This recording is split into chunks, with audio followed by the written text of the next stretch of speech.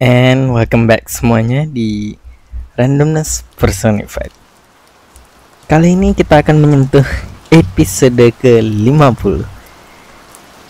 Rasanya senang banget buat aku bisa menyentuh pencapaian kayak gini. Pencapaian yang aku sendiri gak bakal tahu bisa sampai sejauh ini. Apalagi saat awal-awal aku mulai podcast ya, mungkin bertahun-tahun yang lalu. Dan akhirnya kita sampai di episode yang 50. Ini menurutku pencapaian yang cukup mendalam ya bagi aku pribadi.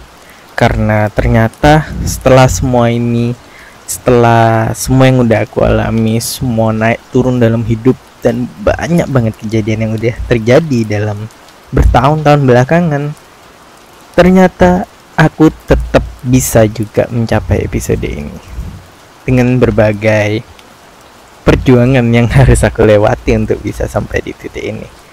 Jadi ini adalah episode yang cukup spesial buat aku, karena ini juga merupakan caraku untuk merayakan pencapaian kecil yang pernah aku alami dalam hidupku. Dan aku berharap teman-teman juga bisa mengapresiasi pencapaian kecil di dalam hidup masing-masing dari diri kita. Okay, and without further ado, this is Randomness Personified, episode 50.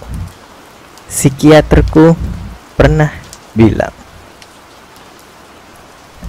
Aku adalah orang yang pernah mendapat bantuan psikiater profesional, teman-teman. Dan aku yakin beberapa teman-teman yang lain juga ada yang demikian. Buat kalian yang belum pernah ataupun sedang menjalani terapi, aku yakin psikiater bisa membantu kita semua dalam hidup, dalam satu atau lain hal. Bagaimana caranya? Jadi ini adalah episode kumpulan cerita, teman-teman. Beberapa dari cerita ini adalah cerita yang aku compile dari berbagai sumber. Ada berapa yang aku dapat dari kanal sosial media, ada berapa yang aku dapat dari pengalaman diriku sendiri, ada berapa yang aku dapat dari teman-teman lain yang entah ceritanya aku tahu secara pribadi ataupun yang aku dengar ceritanya di internet. Aku mendapatkan banyak banget sumber untuk episode kali ini, dan aku yakin semua dari sumber itu, semua dari cerita yang akan aku jabarkan sekarang, sedikit banyak pasti akan mengajarkan kita untuk memahami diri sendiri dengan lebih baik dan juga hidup yang sedang kita jalani. Karena jujur aja ya, alasan kenapa kita mendapatkan bantuan psikiater in the first place, alasan kenapa kita mendapat psikiater untuk kali pertama adalah karena kita menyadari ada yang salah di dalam hidup kita. Ada yang salah dengan cara kita berpikir, ataupun cara kita menghadapi masalah, ataupun cara kita dalam menjalani hidup, dan apapun itu. Kita semua memiliki masalah yang ingin kita selesaikan, tapi kita nggak tahu caranya gimana. Berapa dari kita bahkan nggak yakin masalahnya di mana. Dan itulah saat dimana psikiater tuh, aku yakin sedikit banyak ya bisa membantu kita semua. Dan dengan cara yang sama, aku yakin psikiater bisa membantu aku, itu juga bisa membantu teman-teman semua. Paling enggak aku yakin dari beberapa contoh cerita yang akan aku kemukakan setelah ini. Cerita yang pertama, psikiaterku pernah bilang, jangan kangen diri kamu yang dulu. Kamu yang sekarang adalah versi yang terbaik karena sudah menjadi lebih kuat. Jadi orang Inggris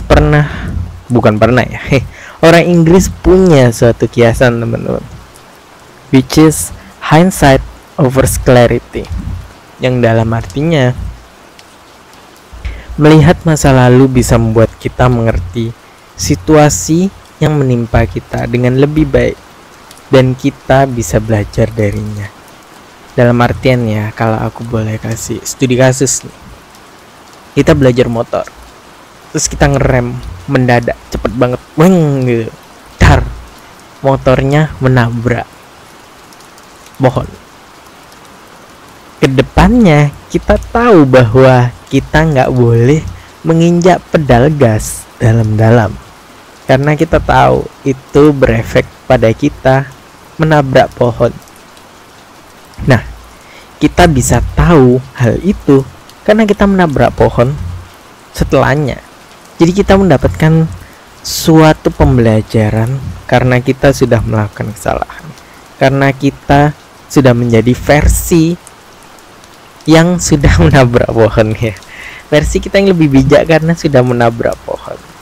Kurang lebih itu contoh yang baik ya. Itulah mengapa membuat kesalahan itu lebih baik daripada nggak ngapa-ngapain, teman-teman. Kita nggak akan tahu kriteria yang kita inginkan untuk pacar ataupun pasangan kita kalau kita nggak melalui jatuh bangun dan asam garam di dalam dunia percintaan. Kita nggak akan tahu kalau aku nggak suka cowok yang suka telat ketika diajak kencan. Sebelum kita udah merasakan sendiri nih, kita udah dandan rapi-rapi, kita udah make up, kita udah masang eyeliner, kita udah membuat kita presentable dan cantik banget untuk datang ke kencan. Ternyata partner kita datangnya terlambat, dan itu membuat kita amat sangat bad mood. Dan kita nggak akan tahu itu kalau kita nggak experience in the first place, kalau kita nggak merasakan dari awal kalau partner kita telat datang. Kita nggak akan tahu caranya memperbaiki engsel pintu yang rusak kalau pintu kita nggak rusak. Jadi dalam artian kayak, ya tentu saja dalam pintu yang rusak ada unsur kepepet di dalamnya. Kita kepepet untuk benerin pintu di hari ini, apapun dan bagaimanapun caranya, karena mungkin kita harus belajar di kamar, mungkin kita harus mandi, mungkin kita harus melakukan sesuatu, mungkin kita punya sense of privacy yang kita nggak mau orang lain lihat di dalam kamar kita. Tapi apapun itu, menjadi diri kita yang sudah melalui kesalahan yang tidak pernah kita lalui sebelumnya, membuat kita menjadi versi terbaik dari diri kita, karena kita udah jadi lebih kuat. Kita sudah jadi lebih kuat karena semua keputusan kita yang dulu, semua yang udah kita pelajari, semua motor yang sudah bengkok karena sudah menabrak pohon, semua keterlambatan kencan yang sudah kita jalani, dan juga semua engsel pintu yang harus kita perbaiki pada hari itu, menuntun kita ke jalan yang kita ambil sekarang. Dan itu semua menjadikan diri kita versi terbaik dari diri kita, dari semua versi yang ada dan hadir di dalam hidup kita. Jadi teman-teman, jangan pernah kangen diri kita yang dulu, karena kita sekarang adalah versi yang terbaik karena sudah lebih kuat.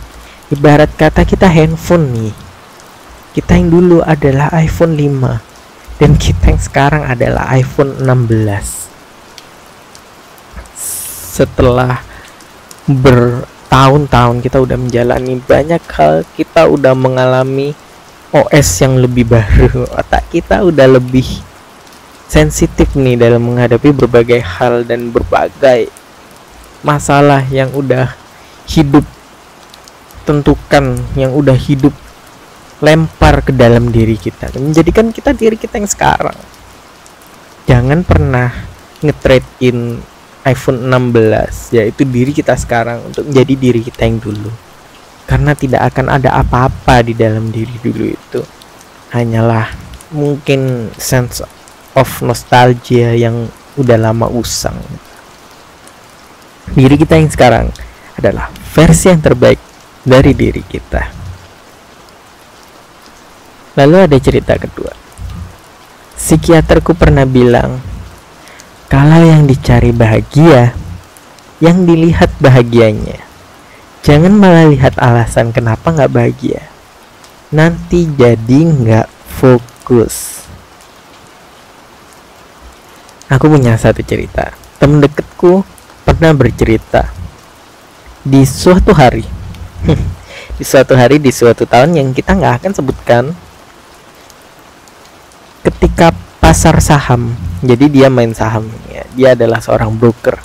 Ketika pasar saham anjlok-anjloknya, dia sempat rugi 40% dari semua saham yang dia taruh, atau setara ratusan juta dalam sehari. Dan itu bahkan nggak sehari ya. Kalau kita bicara tentang fluktuasi pasar saham, itu mungkin bisa terjadi dalam kurun waktu hitungan jam. Bisa dibayangkan betapa hancurnya dunia dia pada hari itu. Lalu seketika, beberapa menit ya, beberapa jam setelahnya, pacarnya ngajak dia untuk membuat kue bareng-bareng. Dan jadilah seharian dia menyibukkan dirinya untuk membuat kue dengan pacarnya. Dimulai dari mencari resep, belanja tepung, dan seharian membuat kue, baking, membuat adonan, dan juga membuat garnish, menaruh filling di dalamnya, nanas, stroberi, coklat, apapun itu ya. Pokoknya membuat kue bareng-bareng. Dan dalam seharian itu, dia benar-benar genuinely having fun. Seharian itu benar-benar dipenuhi oleh kenangan manis dan juga senyuman yang tersirat di mukanya. Dan seketika dia lupa dengan kejatuhan saham yang dia alami dalam sejenak. Sebenarnya dia bisa aja dalam satu titik, di titik manapun dalam hari dia membuat kue dengan pacarnya, dia bisa aja bilang ke pacarnya kalau dia lagi nggak mood membuat kue. Dia bisa saja memilih untuk jadi galau.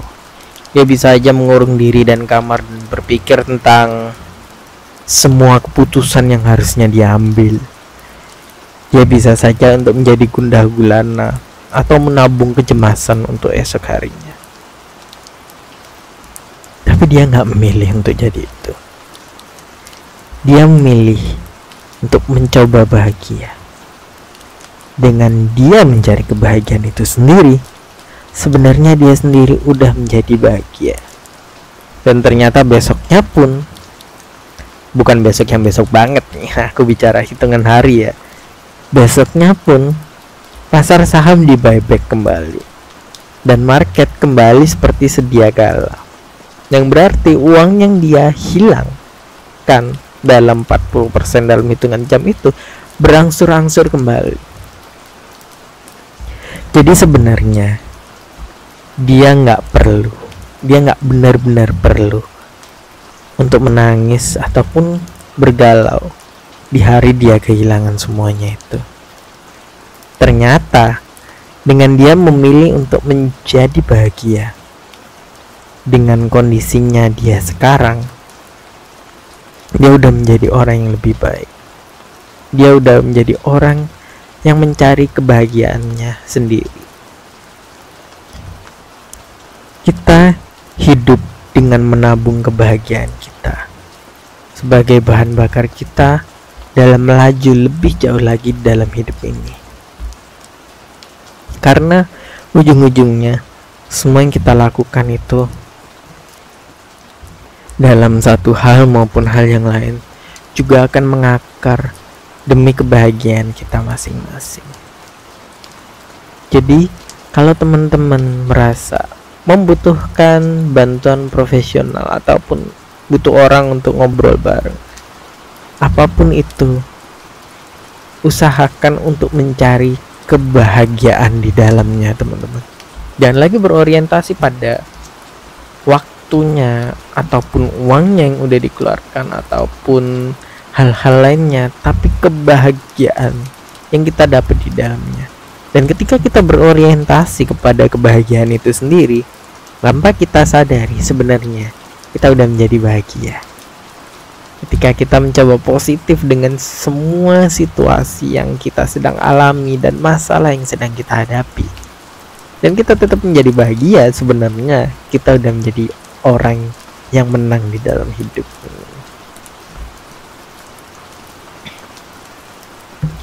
Lalu ada cerita ketiga.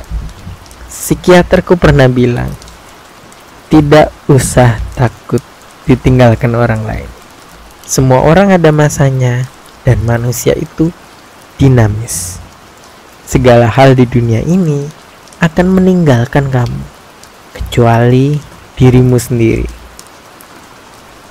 Dan ini adalah statement yang benar, teman-teman. Teman terbaik kita adalah diri kita sendiri. Dan dengan itu kita harus tanpa ada tapi ataupun bukan, kita harus mencintai diri kita sendiri.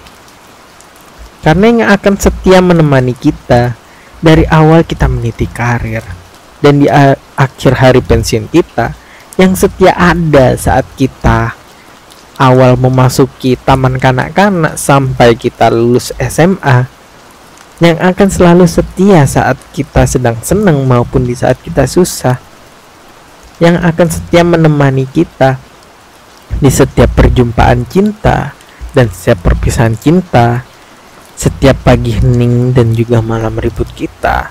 Semua pengalaman di dalam hidup kita adalah diri kita sendiri. Kita mungkin bisa aja gampang menebak kepribadian orang lain. Kita bisa menebak hobi ataupun kesukaan dan ketidaksukaan mereka semuanya. Tapi lebih gampang lagi menebak diri kita sendiri, teman-teman. Segampang itu, semudah itu kita memberikan kesenangan pada diri kita sendiri. Dan entah mengapa, beberapa hari di dalam hidup kita lupakan itu. Kita lupa bahwa kita bisa membuat bahagia diri kita sendiri. Dan kadang keterlupaan itu harus kita bayar mahal dengan kita menyenangkan orang lain dulu. Tidak usah takut ditinggalkan orang lain, teman-teman. Tidak usah berusaha untuk mencapai hati dan juga menggait semua orang yang ada di hidup kita, karena itu gak penting. Yang penting adalah menggait hati diri kita sendiri untuk bisa jatuh cinta dengan hidup yang kita alami dan juga menjalani semuanya dengan hati yang gembira. Mungkin memang sulit, aku tahu itu sulit. Bahkan aku sendiri juga menyadari bahwa itu semua sulit. Tapi aku rasa kita semua bisa melakukan segala sesuatunya dengan sedikit lebih baik apabila kita berusaha menggapai hal itu, teman-teman. Tentu saja ini bukan berarti bahwa setiap pertemanan itu jelek, enggak, malah sebaliknya. Ini berarti bahwa setiap pertemanan kita adalah sesuatu yang harus kita hargai dengan amat sangat baik. Dan juga bahwa kita semua adalah teman terbaik bagi diri kita sendiri. Bahkan kalau aku bisa bilang bahwa ini semua sulit dengan semua masalah yang kita jalani dan situasi yang kita sedang hadapi, hampir semua masalah yang meliputi diri kita secara mental, fisik maupun situasi, kita bisa hadapi dengan lebih baik karena kita yang paling mengerti diri kita sendiri. Contohnya, berapa dari teman-teman mungkin mengalami masalah kayak, oh iya, aku merasa diri kita paling kurus dan pingin sedikit mengemukkan atau apa. Kita yang tahu ritme makan kita apa, kita yang tahu makanan favorit kita apa, dan kita yang paling tahu apa makanan yang harus kita jauhi. Dan juga mungkin kita punya riwayat darah tinggi dan kita nggak boleh makan kambing dan juga sebagainya. Kita yang sebenarnya paling bisa membantu masalah kita masing-masing. Karena kita yang paling punya background dari masalah itu sendiri, bukan orang lain. Jadi itulah mengapa kita harus mencintai diri kita sendiri. Semua masalah yang meliputi diri kita bisa hadapi dengan lebih baik dengan kita mencintai diri sendiri. Jadilah kekasih hidup bagi diri kita sendiri, teman-teman. Tentu saja ini adalah segelintir dari banyak cerita psikiater yang aku temui secara pribadi dan personal, dan beberapa lainnya dari cerita di internet ataupun di sosial media, dan beberapa yang pernah share ke aku. Dan ada banyak banget psikiater di luar sana yang bisa membantu kita dalam banyak hal. Gak cuman dari ceritaku, gak cuman dari cerita orang lain, mungkin bisa jadi dari cerita teman-teman yang belum pernah teman-teman share sebelumnya. Dan ada banyak banget cerita di luar sana yang sedikit banyak akan mengingatkan kita pada hidup kita sendiri dan semua perjuangan di dalamnya. Semua cerita itu pasti berbeda-beda, tentu saja, karena semua hidup kita juga berbeda-beda. Nggak ada yang satu sama persis. Tapi dengan kita belajar dari semua ini, dengan kita mengambil intisari, dengan kita mencoba mengambil kebahagiaan dan juga pelajaran dari setiap cerita yang ada, kita bisa lebih memahami diri sendiri, bahkan dari cerita orang lain, apalagi dari cerita diri kita sendiri. Itulah mengapa aku merasa kalau teman-teman memang merasa butuh banget bantuan profesional untuk menanggulangi, untuk menghadapi masalah yang teman-teman sedang hadapi sekarang, maka tidak ada salahnya untuk menemui psikiater itu sendiri, teman-teman. Karena yang benar-benar tahu kita ya kita sendiri. Yang bisa mendiagnosanya adalah psikiaternya. Dan dengan kita berdua menemukan titik temu ini, ketika kita punya masalah dan orang lain bisa jadi punya solusinya, maka kita bisa menjalani hidup ini dengan lebih baik. Aku terinspirasi dari banyak cerita orang lain, dan teman-teman pasti juga akan demikian. Dan bonusnya adalah kalau teman-teman udah melakukan itu dan punya cerita teman masing-masing, dan kita juga bagikan itu ke orang lain juga akan terinspirasi dari itu. Dan ini semua membuat sebuah chain, sebuah serentetan kebahagiaan yang kita share kepada orang lain tentang betapa kita udah sukses menjalani hidup ini. Dan itu menginspirasi orang lain yang udah terinspirasi membagikan cerita mereka, dan orang lain terinspirasi juga karenanya, dan setelahnya. Ini adalah serentetan kejadian yang membuat orang semakin aware terhadap pentingnya kesadaran psikologis, kesehatan mental dan juga kesehatan psikologis kita. Menyadari kita akan seberapa pentingnya kita untuk tetap merasa bahagia, untuk kita selalu menemukan kebahagiaan, menyadarkan kita akan pentingnya mencintai diri sendiri, menyadarkan kita bahwa versi terbaik diri kita adalah kita yang sekarang, dan banyak banget hal lainnya. Itu semua bisa membuat kita lebih terbuka untuk membagikan cerita kita pada orang lain, dan begitu juga sebaliknya.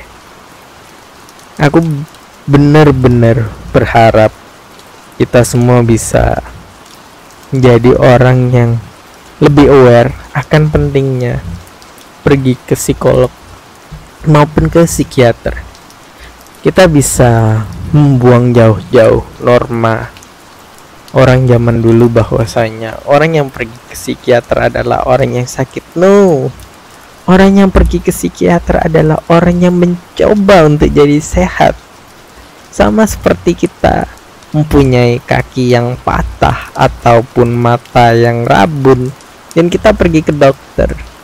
Semua orang tahu bahwa kita sakit, tapi intinya adalah kita pergi karena kita ingin jadi sehat.